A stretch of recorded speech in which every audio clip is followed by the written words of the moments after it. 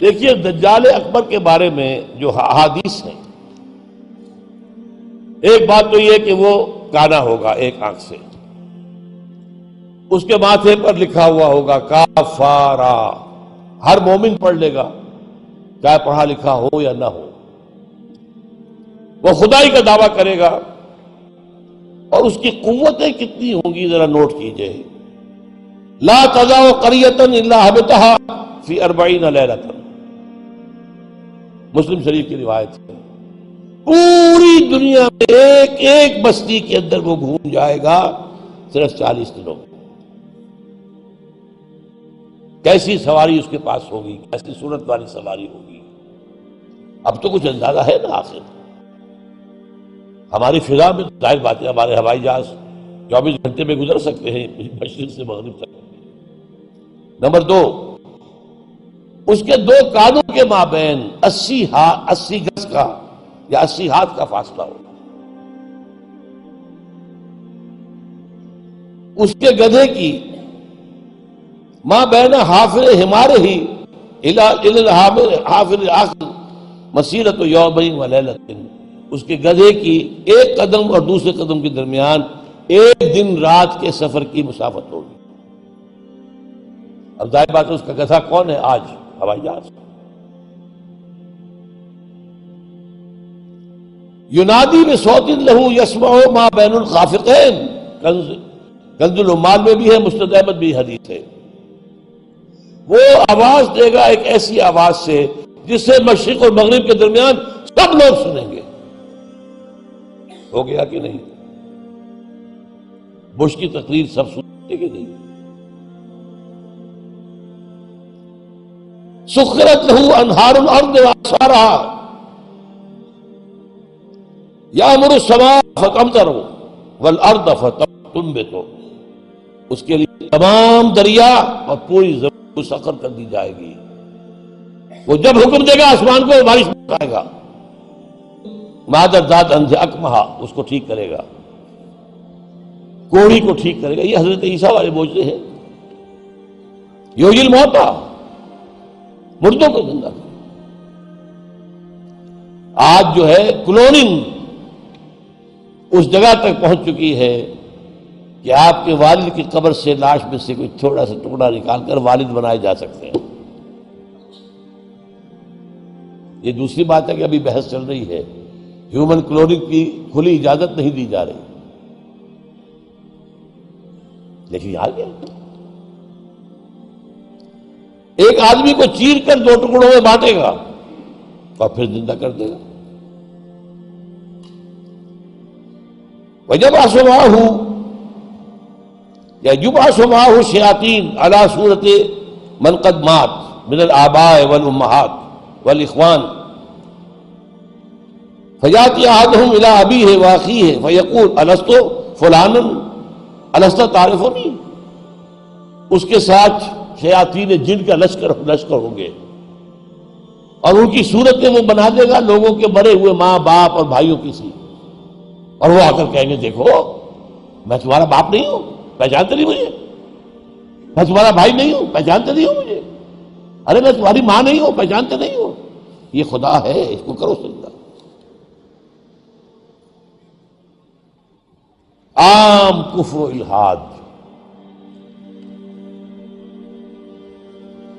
اور ایک بات جو سب سے اہم ہے جو آج شروع ہو چکی ہے اور میں تفصیل بیان کر چکا ہوں، کائرو کانفرنس اور بیجنگ کانفرنس اور بیجنگ +5 کانفرنس، اور وہ بھی یونائٹڈ نیشنز کے تحت،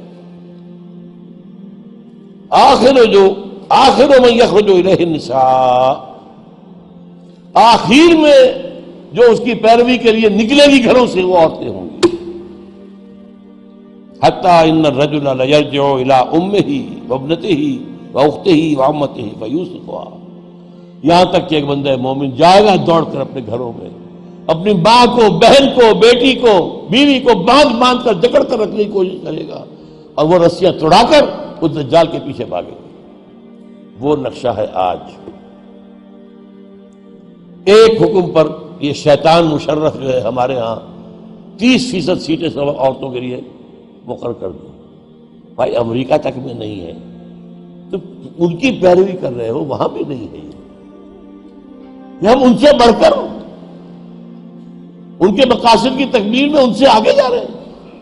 اب دیکھتے دیکھتے ہماری بات کو دیکھ کر انڈیا کے اندر بھی آیا ہے کہ 30% سیٹیں سب کی جو ہے خاص کر دی جائے عورتوں کے لیے، وہاں وہ نہیں ہو پا رہا، جمہوری حکومت ہے، اختلافات ہو رہے ہیں، ابھی بحثیں چل رہی ہیں۔ اور یہاں کیا تھا، مشرف ایک حکم، اور کوئی نہیں بولا، کوئی مذہبی لیڈر نہیں بولا یہ کیا کر رہے ہو، کوئی سیاسی لیڈر نہیں بولا کیا کر رہے ہو یہ۔ ان کی گھٹی میں سیاست پڑ چکی ہے۔ خطرہ یہ تھا کہ ہم نے اگر ایسی کوئی بات کی تو یہ الیکشن پوسٹ پون کر دے گا، اور الیکشن بڑا ہوا ان کا ایک عام طریقہ۔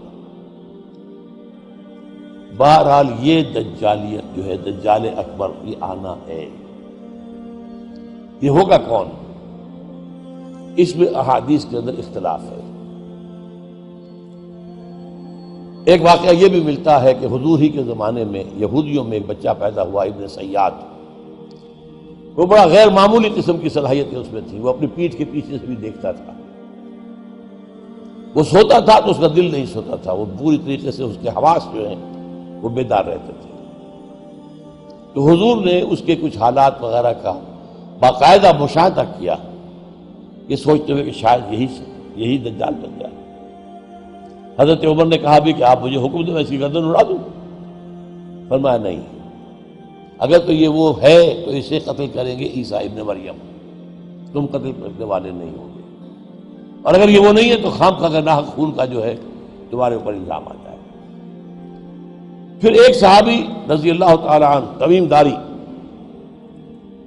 وہ عیسائی تھے، اسلام لائے تھے، وہ کسی بحری سفر پر گئے تو طوفان جو ہے ان کے جہاز کو لے کر ادھر ادھر کئی ایک مہینے تک، اس سے بھی زیادہ، موج ادھر لے گئی، پھر ادھر لے گئی، پھر ادھر لے گئی، حتیٰ کہ ایک جزیرے میں جا کے ان کا اترنا ہو گیا، وہاں کوئی نہیں تھا، غیر آباد۔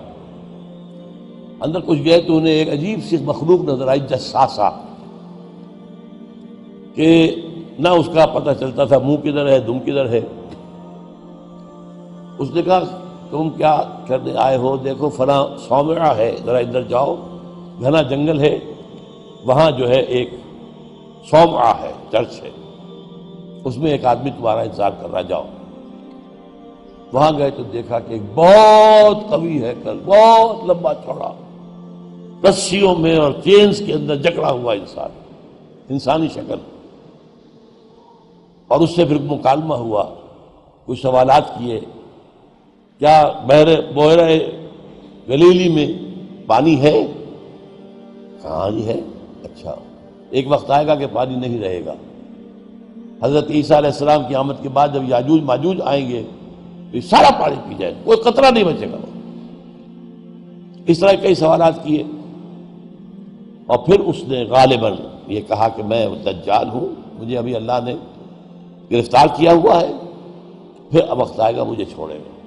ایک روایت یہ ہے، جب حضرت آئے تمیم داری تو حضور نے پھر اعلان عام کرایا، مسلمانوں کو جمع کرایا، اور انہیں یہ سارا تمیم داری کا واقعہ سنایا۔ ایک یہ بھی ہے۔ تو اب یہ کہ اس کے بارے میں یقین کے ساتھ فیصلہ کرنا کہ وہ کون ہوگا، میرا گمان یہ ہے کہ وہ وہی ہے جو ابھی اس صومعہ میں قید ہے، لیکن وہ کوئی جن ہے، انسان نہیں۔ عزازیل جو شیطان لعین ہے، اس کا کوئی بڑا جنرل ہے، جو کہ آخری وقت میں آخری امتحان کے لیے انسانوں کے اللہ تعالیٰ کی طرف سے اس کو چھوٹ دی جائے گی۔ اور یہ ہوگا حضرت عیسیٰ علیہ السلام کا جو حکومت کا دور ہے 40 برس، اس کے آخر میں، اور اسے بھی پھر حضرت عیسیٰ علیہ السلام ہی قتل کرے۔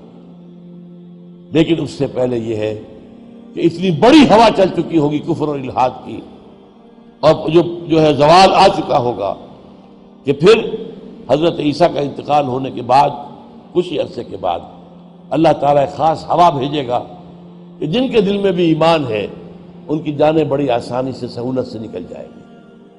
اب دنیا میں صرف کافر، فاسق، ملحد، مشرک، گناہگار لوگ رہ جائیں گے، ان پر قیامت کی ہولناک جو زلزلہ ہے، یا ایھا الناس اتقوا ربکم ان زلزلۃ الساعۃ شیء عظیم یوم ترونها تذہل کل مرضعۃ عما ارضعت وتضع کل ذات حمل حملها وَتَرَى النَّاسَ سُكَارَىٰ وَمَا هُم بِسُكَارَىٰ، یہ جو سختیاں ہیں یہ کفار پر آئیں گی، اہل ایمان پر نہیں آئیں گی۔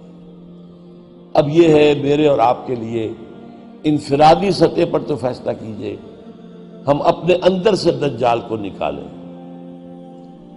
محبت اللہ سے، دنیا سے نہیں، طلب آخرت کی، دنیا کی نہیں، فکر روح کی، جسم کی بھی کرو لیکن اس کی اولاً کرو،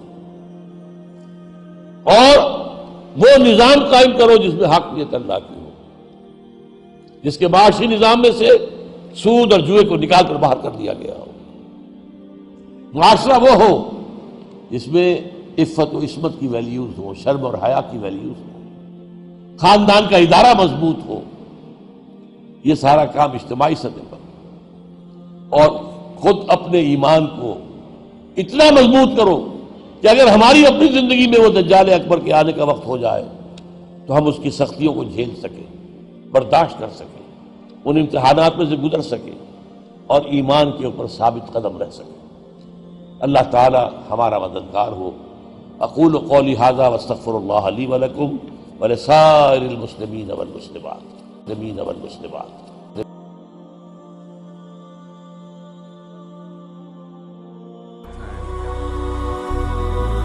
هي الحلقات تحفظني بآيات من القرآن، هي الحلقات تملأني بحب المصطفى العدنان، هي الحلقات تحفظني بآيات من القرآن، هي الحلقات تملأني بحب المصطفى العدنان، وأخلص